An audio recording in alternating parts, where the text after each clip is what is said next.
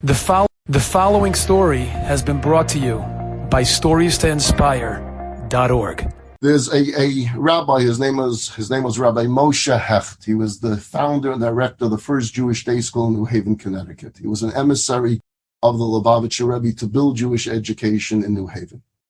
In 1974, Rabbi Hecht was having a very difficult time in New Haven. Difficult getting the school going, difficult keeping up with the budget.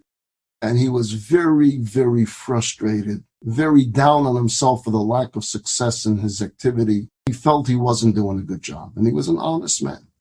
So he writes a letter to the Lubavitcher Rebbe, and he says, I know what was wanted from me in New Haven. I have clearly failed. I'm not up to the task, but it would be important if the Lubavitcher Rebbe would select someone with the skill needed for New Haven to build up the school. So please pick someone else and send someone else. A letter of resignation, and at the same time asking that the Rebbe think about the person that he's going to select to send there, because it needs someone that has certain skills. I want you to listen to the words of the Lubavitcher Rebbe in his response to Rabbi Hecht, because it's a response that each and every single one of us could hear coming from the Rebbe to us in our own lives. The Rebbe said, I preempted you and responded even before you made your request. I already did precisely as you advised, and I sent Rabbi Moshe Hecht to New Haven, Connecticut.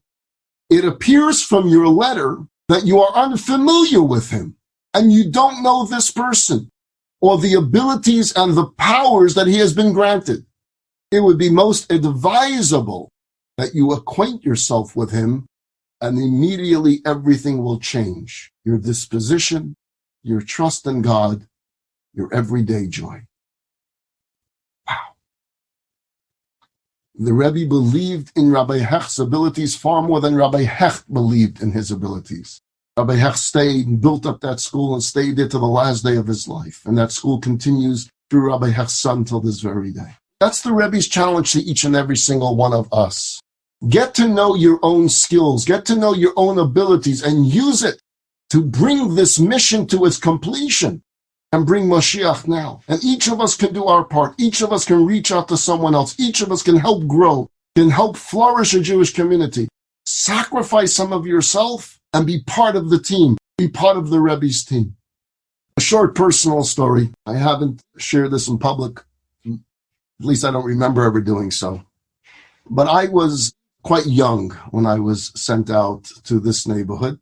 I was 20 years old at the time. I was asked to come out temporarily. There was an opening that needed a temporary fill. Rabbi Gordon of blessed memory called me. I was in rabbinical college in Montreal, and I was asked if I would leave yeshiva and come out here temporarily. It's been temporary now since 1983. So I remember writing a letter to the Rebbe, asking the Rebbe's advice, what I should do. It was a long letter. I told the Rebbe that I was learning well in yeshiva. I told the Rebbe that I enjoyed being in yeshiva in Montreal, but at the same time, I felt I knew this community. I had opened a camp in this community 2 years earlier. I knew the kids, and the kids were in Hebrew school. There was no one teaching them. And then I was torn both ways. I was torn what to do.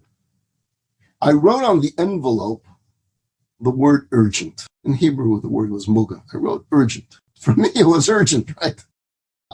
Obviously, years later, you realize urgent. There are things far more urgent than I needed to know what to do. But for me, it was urgent. So I wrote the word urgent on the envelope.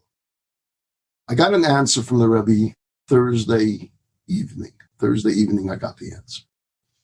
And I won't get into the details, but the Rebbe did send me here. The Rebbe wanted me to continue learning in yeshiva part of the day in Los Angeles, drive out every afternoon, drive back in the evening, learn in the evening in the yeshiva. A deal the Rebbe made with me, but that will be for another time. So I get this answer Thursday night. There's a farewell party in yeshiva for me. There's a bus that leaves Montreal for New York on the evenings at midnight. Gets to New York Friday morning. My plan was to spend Shabbos in Crown Heights by my family, by my parents. And by 770 Eastern Parkway, I had a Sunday morning flight to Los Angeles to begin what became, call it a career, call it a mission, whatever you want to call it. I remember it was Capital Airlines. Anyone remembers in the 80s, there was an airline called Capital Airlines. I still remember Sunday morning flight, Capital Airlines.